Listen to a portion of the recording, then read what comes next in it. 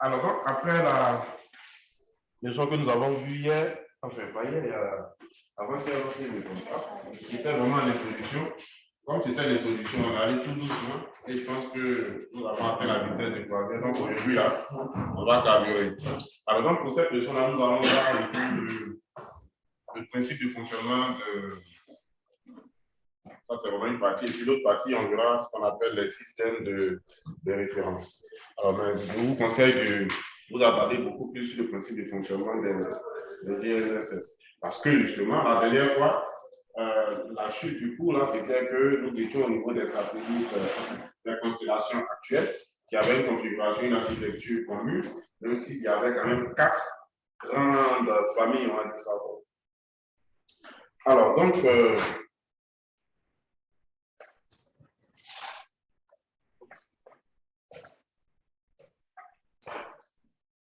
bon,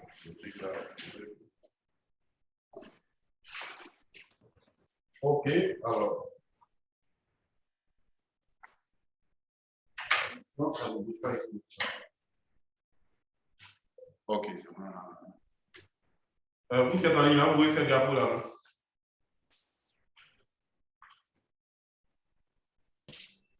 Oui, oui.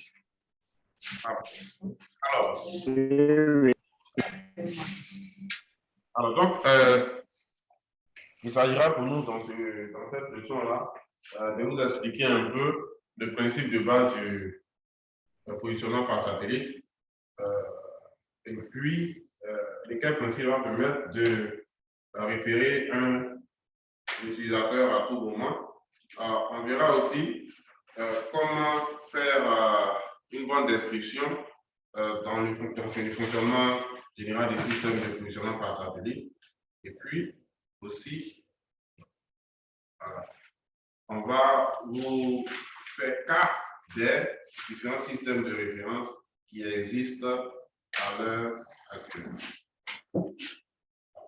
Normalement, vous devez avoir un certain nombre de compétences à la fin de ce cours-là. Donc, vous devez normalement, après avoir fini cette leçon, être capable d'identifier les systèmes de positionnement par satellite là, et puis renseigner sur les principes de détermination de la position d'un récepteur. Alors, pour atteindre ces objectifs-là, nous avons proposé une structuration en 4. On a dit 5, mais en réalité, c'est 4. En un premier temps, nous verrons le principe du positionnement par satellite. On va regarder un peu les systèmes de référence. On va après voir les systèmes de coordonnées et puis faire un clin d'œil à l'échelle des temps. Alors, en introduction, on va donner quand même quelques définitions. Je disais la dernière fois, on parle de système de positionnement par satellite, mais en réalité, le nom complet là, c'est système de positionnement et de datation par satellite. Pourquoi? Parce que dans cette affaire de système de positionnement par satellite là, il y a un facteur temps qui est très, très important. Bon, en anglais, on va dire Global Satellite Navigation Satellite System, GNSS. Alors, donc, c'est vraiment le nom général de tous les satellites qui vont permettre, enfin, tous les systèmes qui permettent une couverture globale au niveau de la Terre. Alors, ce qu'il faut retenir avant d'aller plus loin, c'est que les systèmes de positionnement par satellite là, vont utiliser un certain nombre de signaux, lesquels signaux sont émis par les satellites de navigation qui sont aussi en orbite autour de la Terre. Alors, il est quand même important de regarder cet aspect des choses là parce que quand même depuis une vingtaine d'années, on s'est rendu compte qu'il y avait un développement du positionnement et donc c'est devenu une affaire incontournable. Parce qu'on va utiliser ça dans plusieurs domaines. Le domaine que tout le monde connaît très bien, c'est vraiment très vaste et surtout tout le monde utilise à tout bout de champ. Et donc, nous pensons qu'il est mieux, il est important d'avoir une meilleure connaissance de cette affaire-là. Alors, on va faire un petit rappel historique au niveau du principe général. Alors, qu'est-ce que nous dirons? Il faut dire que il y a des éléments majeurs hein, des éléments majeurs qui ont mis en place les systèmes de positionnement satellite. Donc, il y en a effectivement deux. C'est déjà la création de l'horloge atomique, on en avait parlé dans le cours précédent. Hein. C'est ce que John Harrison en 1948. Et puis, un autre élément, c'est le lancement du premier satellite là, en 1957. Donc, vraiment, ce sont ces deux éléments qui ont été les éléments catalyseurs du développement des systèmes de positionnement par rapport. Donc, dans le fonctionnement du système-là,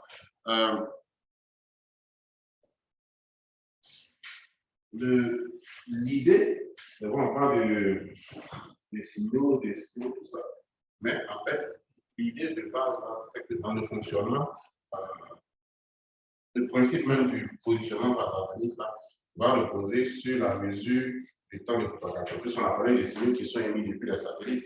Donc, la mesure du temps de propagation des signaux depuis le satellite jusqu'au récepteur. Donc, c'est vraiment ce temps-là qui sera mesuré et puis finalement converti en position.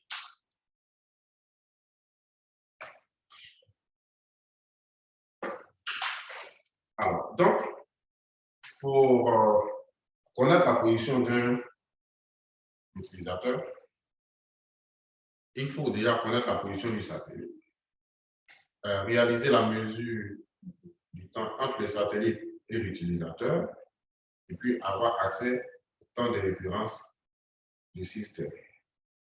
C'est très important parce que c'est vrai, on a dit que le principe de base, on va mesurer le temps que le signal met depuis son émission depuis le satellite jusqu'au récepteur. Vous connaissez avec moi que si le récepteur et le satellite là ne sont pas dans le même système au niveau du temps, il sera difficile d'estimer ce temps-là. On est d'accord? Donc, c'est en cela qu'on va faire référence à ce qu'on appelle le temps de référence du système. D'accord?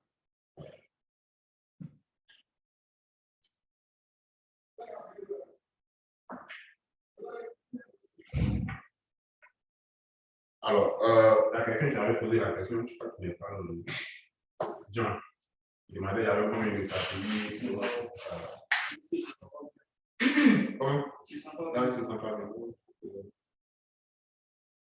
Alors, donc, il y a un certain nombre de satellites qui sont en orbite autour de la Terre, là. Et ces satellites, au niveau de ces satellites-là, on l'a dit, chacun des satellites va émettre un signal. Pour rappel, on disait que les satellites là, ils vont graviter autour de la Terre, ils ne sont pas fixes. Ils gravitent.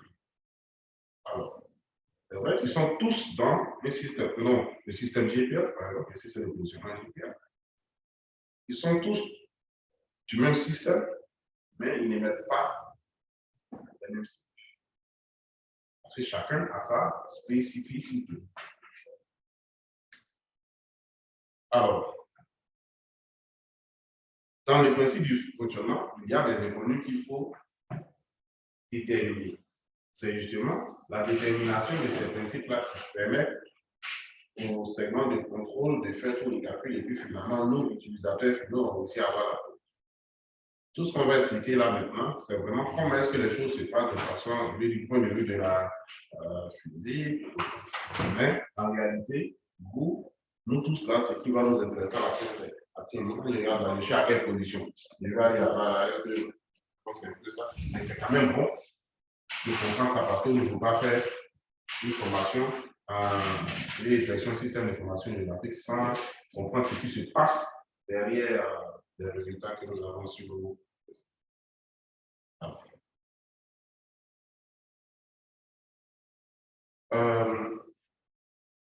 qu'est-ce qui va faire qu'on aura la position d'un utilisateur?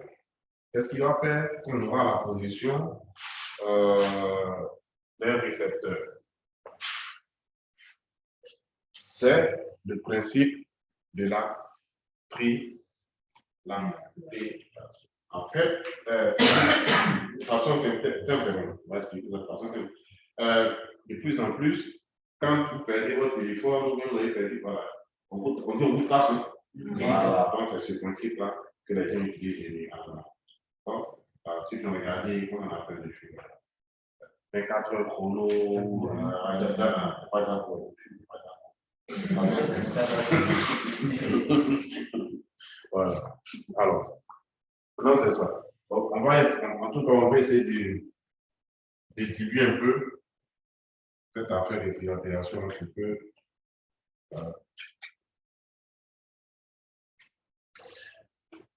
Je vais vous expliquer. Alors, comme vous voyez, dans le positionnement, je dois prendre la position de tous les objets qui sont assis par la voilà.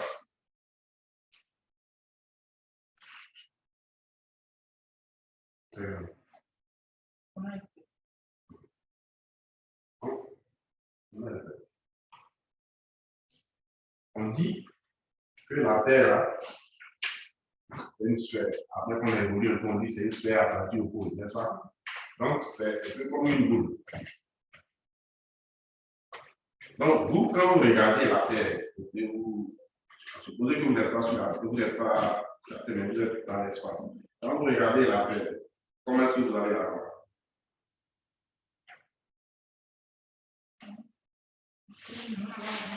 Rond. Donc, vous voyez que dès lors que les ronds ne peuvent pas avoir la position d'un seul point. Donc, vous voyez une boule, n'est-ce pas? Donc, si un seul satellite regarde là, lui aussi va avoir une. C'est ça. Hein? Maintenant, si deux satellites regardent, vous allez voir qu'il y a un qui va regarder dans ce type, l'autre va regarder quelque chose. Donc, au lieu d'avoir une boule, on va avoir peut-être un cercle. Ouais. Si on a un troisième, on va avoir. Et puis qu'on aura un quatrième, on dit à faire dans tout le monde. Donc, c'est un peu ça. De la même manière dont les yeux, avec un seul observateur, on voit les choses sous forme de volume en 3D là, on ne peut pas avoir la position exacte. Donc, il faut. C'est un peu. Vous avez compris ce principe-là déjà. Voilà, c'est bon. Donc, on va. Comme on a mis ça sur papier, on va essayer d'expliquer quand même. Voilà. Alors.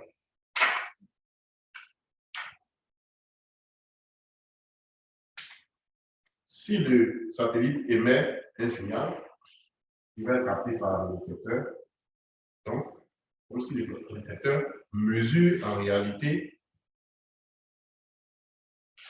il enregistre tous les signaux, enfin le signal qui est émis. Voilà. Comme ça, c'est le truc de base.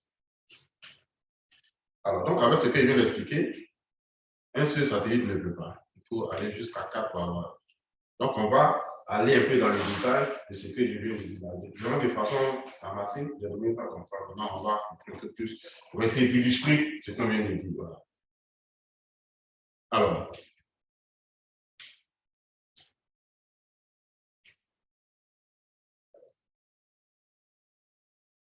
comme je disais, avec un seul satellite, on verra la Terre comme une sphère.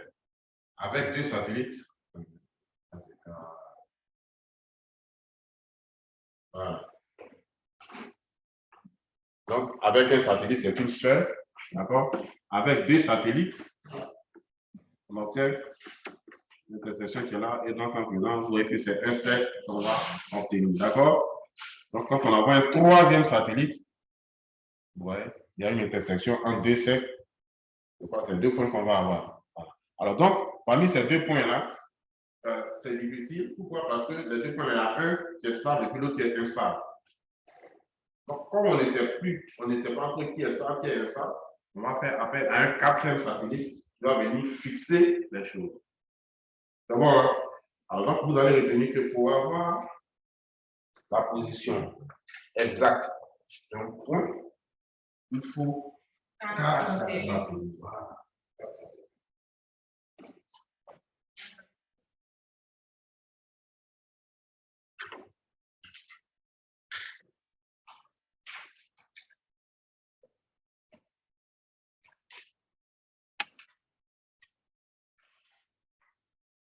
Alors, donc, ici, on explique un peu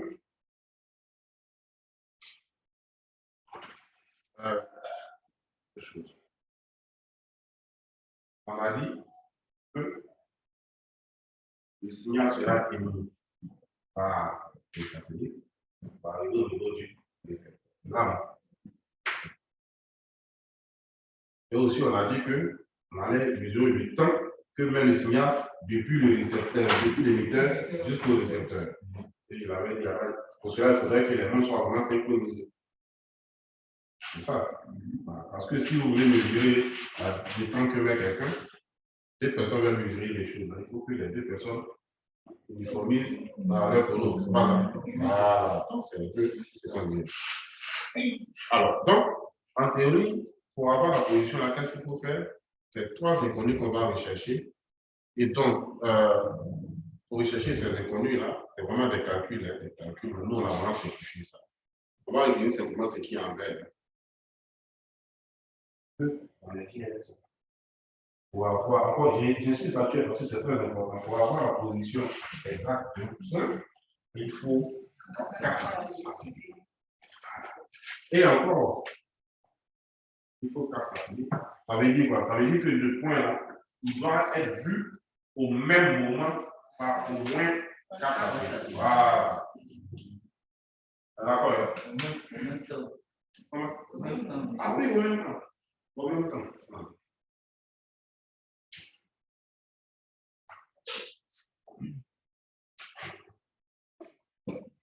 On voit qu'on parle de temps, on parle de temps. Mais c'est quoi cette affaire de temps là-bas? C'est certainement ce qui va nous envoyer à la. Monsieur, j'ai une question. Oui. Dans le troisième paragraphe, on dit en pratique, il y a une quatrième inconnue, delta temps, liée à la désynchronisation du temps récepteur. Je veux savoir qu'est-ce que ça veut dire, désynchronisation du temps récepteur. Bien. Alors, on disait que pour mesurer, pour être sûr qu'on mesure la même chose, il faut synchroniser les montres, les horloges. D'accord? D'accord. Voilà. D'accord. Alors, donc, dès lors qu'on parle de synchronisation, c'est qu'il peut y avoir aussi des synchronisations. Donc, justement, dans les INSS, d'accord. On a parlé du segment de contrôle. C'est l'un des rôles aussi du segment de contrôle. Synchroniser, réparer les satellites. Donc, vraiment, c'est ce qu'on l'a dit dans cette affaire. Connais, monsieur Connais, ça peut aller? Ça peut aller, oui.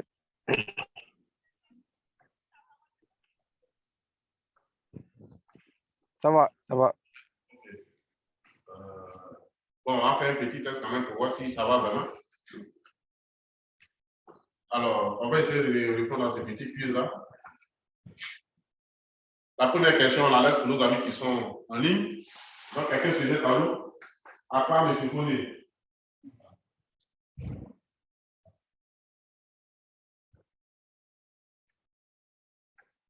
Qui se jette à l'eau en ligne là-bas? On est le plus grand danger là-bas, c'est M. Connais. Bon, d'accord. Allons-y. Je peux répondre à la première question si c'est possible. Vrai ou faux? L'on peut avoir en simultané le positionnement de 3 points. Vrai? Vrai. On est d'accord? Les anciens, vous êtes d'accord sur? OK. On est d'accord. Parce que on est dans les GNSS où on dit qu'on peut en même temps avoir plusieurs utilisateurs. Très bien. Alors, la deuxième puce, à partir d'au moins 3 satellites, on obtient le positionnement exact d'un point. Je peux répondre? Oui, donc quoi? C'est faux. C'est faux parce qu'il faut un quatrième satellite pour avoir une précision exacte du point. Très bien. Allô, troisième puce.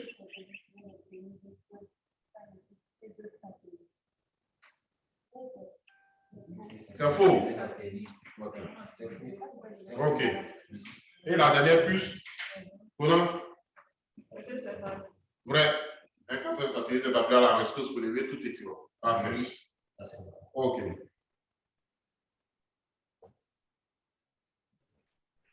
Oui.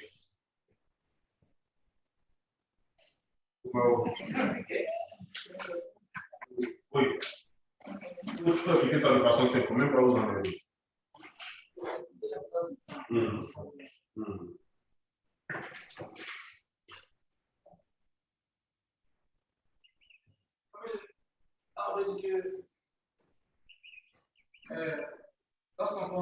Lorsque les satellites, permettent de prendre des informations sur d'un point au même moment, ça permet d'être au même niveau d'information. Ok, je sais. Oui, d'accord. Monsieur, on va dire que quand on a deux satellites, on obtient juste un cercle sur la position qu'on veut. Expliquer l'importance du temps dans le fonctionnement. En fait, je me dis qu'on va synchroniser les montres et au moment où le vecteur va envoyer le premier signal au récepteur, on va essayer de vérifier la différence dans le temps. C'est un élément de réponse, c'est là aussi. Oui. Monsieur, moi, je vais essayer.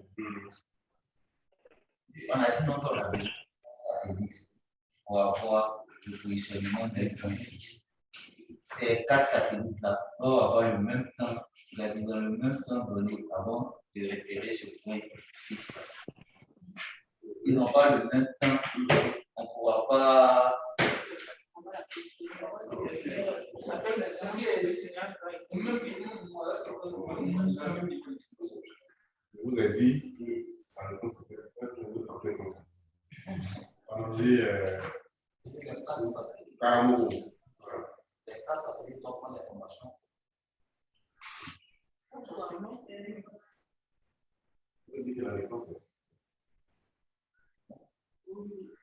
Le principe n'est pas dans le principe. C'est la mesure du temps.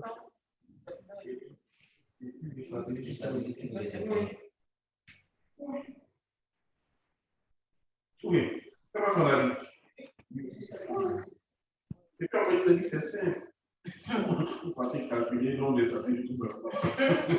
Voilà. Ok. La dernière question. Bon.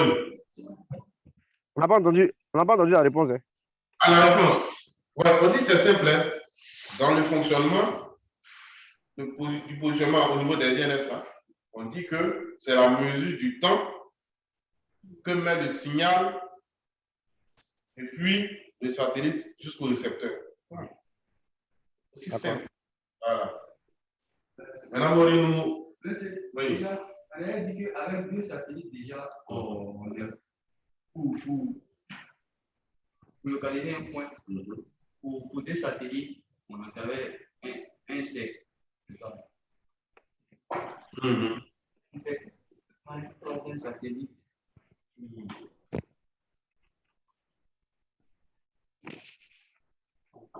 Quelqu'un qui vient sur ce coup.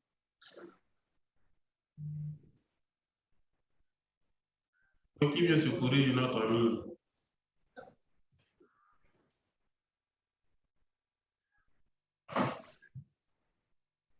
Oui, Akishmi. J'ai arrêté au deuxième point qui disait que 2 satellites nous donnent un cercle et 3 satellites nous donnent 2 points voilà, sur le cercle, nous donnent 2 points. Un quatrième satellite va venir pour bien fixer le point. Alors, c'est pas obligé d'aller jusqu'à 4 satellites parce qu'il y avait 3 satellites. Il y a un des points là qui est instable. Donc, c'est pour ça qu'il faut jusqu'à 4 satellites pour avoir de façon précise la position d'un point à la surface de la Terre. Alors, donc, après cette petite activité-là, on va voir les systèmes de référence.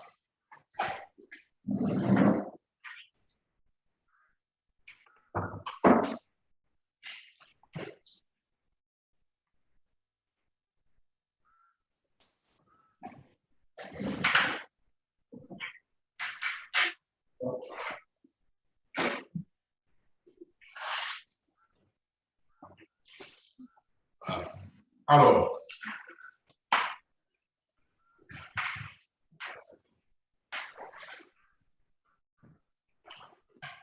oui, quand on parle du système de référence, on a vu c'est un mathématique. Ok, voilà. Alors, donc, c'est généralement un peu comme un repère, voilà, quand on parle de de façon simple. Alors, c'est un repère en trois dimensions. Un repère OIJ. Avec Bon, c'est bon. Connais vous avez vu en physique, non? On a appris ça en mathématiques aussi. Voilà. Certainement, pour nos amis qui sont des littéraires plus, ils vont peut-être pas forcément se retrouver les uns, mais bon, on va aller doucement, doucement. N'ayez pas peur, on essaie de simplifier ça vraiment pour que ça puisse passer. Alors.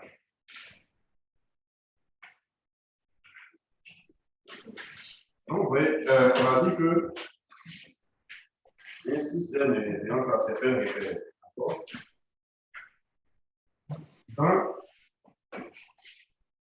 Dans la vie, il y a toujours des repères. Que ce soit des repères physiques ou des repères mentaux. Les repères mentaux, là, c'est quoi? Ce sont les lois qu'on se donne. Voilà. Parce que c'est à partir de là qu'on va vivre en société. Ce sont des repères aussi bien loin. Quand on fait les études, surtout ceux qui font la philo, là, il y a plusieurs courants. Hein. Donc, tous aussi, ce sont des on parle d'Aristote, de Platon, tous ces trucs. Donc, vous voyez que les repères sont toujours importants dans tout ça. Donc, pour revenir à notre cas, nous, on cherche à se positionner à la surface de la Terre. Voilà. Donc, pour qu'on puisse se positionner, on a dit, c'est vrai, notre affaire, on dit que c'est une mesure, on va aller ça sur la mesure du temps que le signal va depuis le satellite jusqu'au récepteur. Mais pour que le positionnement soit précis, il faut que justement les choses se fassent dans un repère quand même. À partir de ce repère-là, on sait comment on évolue. Et donc, c'est pour cela que nous avons parlé des systèmes de référence. On va dire qu'il y a quand même plusieurs systèmes qui existent. L'un des systèmes les plus utilisés, c'est le système électrolinéaire de référence, le WGS84. En utilisant le WGS84, Maurice est au pôle nord là-bas. Quand il donne sa position dans le système WGS84, moi, il tente à dire ici, comme il est dans le système que moi aussi j'utilise, par rapport à ça, je peux savoir où il est par rapport à moi. Parce que vous voyez, de toute façon, plus on est dans la même. Il y a ma gauche, il y a ma droite, mais parce qu'on a fait les faire, d'accord? Donc, c'est vraiment le WGS4. Alors, ça, c'est pour les coordonnées géographiques. Mais retenons aussi que quand on est dans les GLSS, ce sont des systèmes. Système de positionnement par terre. Donc, chaque système a sa spécificité. D'accord? Et c'est pour cela que à chaque GLS est associé un système de référence précis. Et si les coordonnées que vous avez, par exemple, dans le système GPS, ne seront pas les mêmes coordonnées lorsque vous allez vous retrouver dans le système GLONASS, puisque ce n'est pas le même système de référence, ce n'est pas le même repère. Voilà. Donc, c'est l'idée derrière.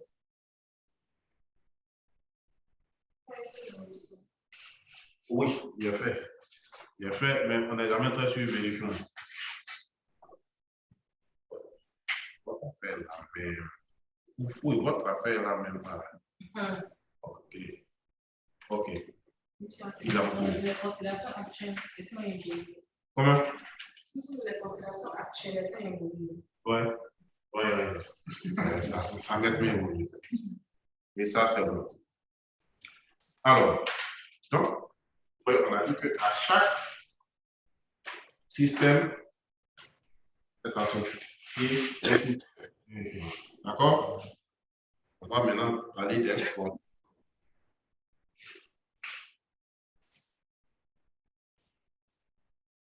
Vous voyez votre affaire de géodésie là. On nous la tape encore ici. Là. Ah oui, on avait une question. Quand vous avez contacté là? Oui. Oui. Qu'est-ce qu'il y a aujourd'hui? Vous avez tous raison de vous exprimer de façon différente ce que. Ok.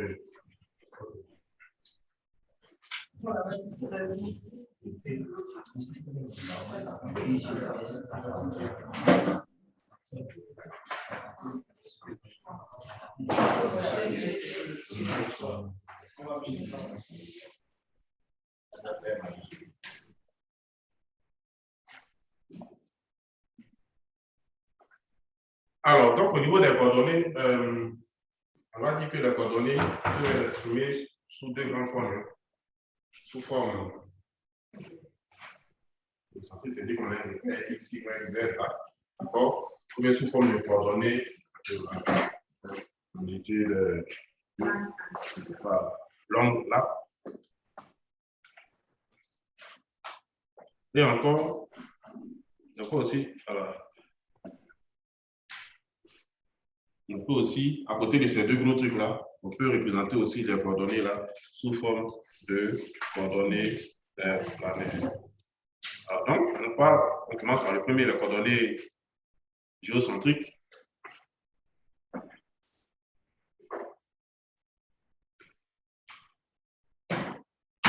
Vous voyez, normalement, on pense qu'à la surface de la Terre, là, quand on a un point, il est fixe, machin, tout ça. Mais des fois, la position peut varier à cause de plusieurs mouvements. Vous savez que la Terre n'est pas aussi stable que le français. Ça bouge un peu. Donc, il y a, par exemple, des mouvements dits globaux. Donc, en fait, il y a des mouvements à l'intérieur de la Terre, donc ça fait que ça bouge un peu. Alors, donc, on a estimé cela, enfin, j'ai estimé, moi, il n'était pas là, à 10 cm par an. Il y a aussi à l'interne où on peut avoir des séismes, des glissements de terrain. Et puis, il y a aussi le grand phénomène de marée là, qui des fois aussi peut impacter, bien qui peut faire varier la position de la. Donc, au niveau des coordonnées géocentriques, voilà, ça c'est ce que tout le monde connaît, les repères là, mouvement de X, Y et Z.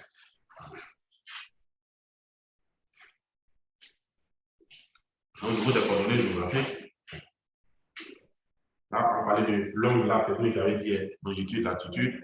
Voilà. Et puis, on peut ajouter à la longitude et à la latitude la hauteur, voilà.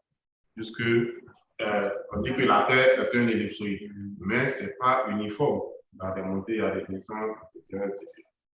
Donc, on fait ça simplement comme ça. Maintenant, dans le dernier dont on avait parlé, c'est la coordonnée plane. Là. En ce moment, ça, c'est pas trop utilisé, mais bon, on en parle quand même pour que vous sachiez que ça existe.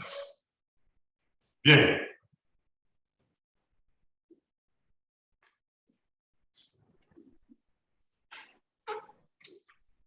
Donc, on va maintenant, on a vu les coordonnées, on a vu les coordonnées géographique, géocentrique. Oui, et puis. Et puis. Donc, vous dites tout dit en même temps. Donc, c'est bon. Géocentrique, géographique. OK. Alors, donc, l'élément que nous allons voir, c'est l'échelle de temps. On en a parlé. On est qui a soulevé le problème de synchronisation. Là. Ce que je veux que vous reteniez, c'est qu'il faut que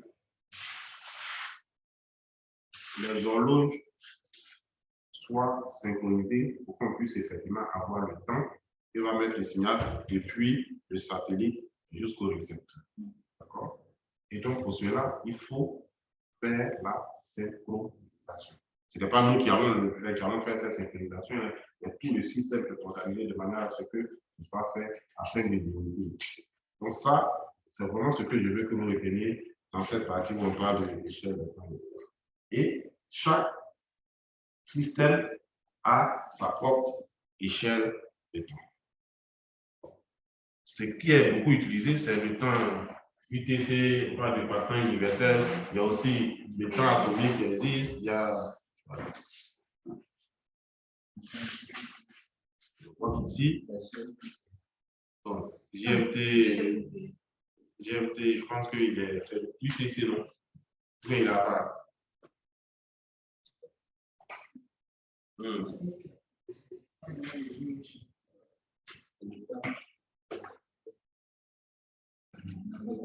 C'est que c'est à partir de lui. Voilà. On fixe le temps. C'est le temps qui est situé entre le vérité et le plus. Pas bien.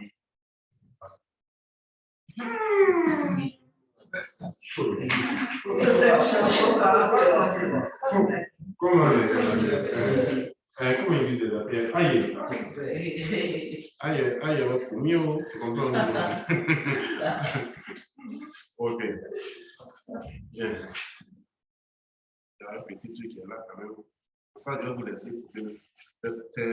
En fait, ce petit exercice qui est là, il est juste lié à ce qu'on a vu là.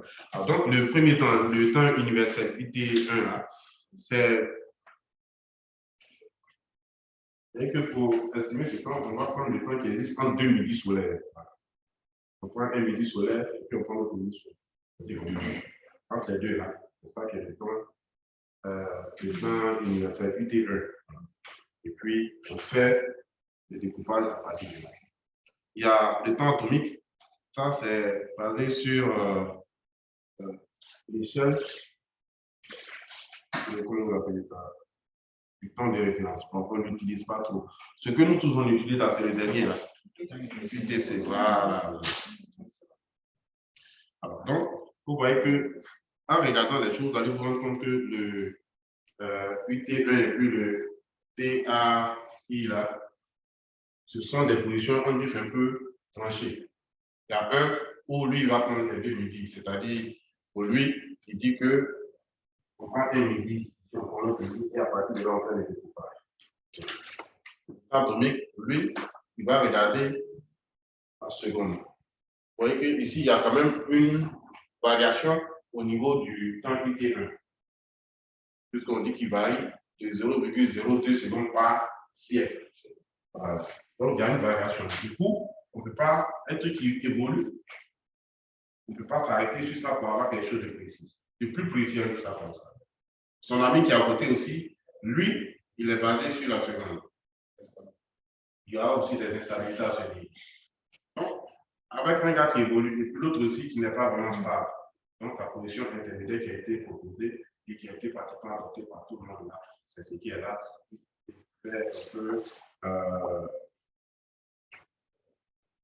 Enfin, qui essaie de coller un peu les positions chez lui.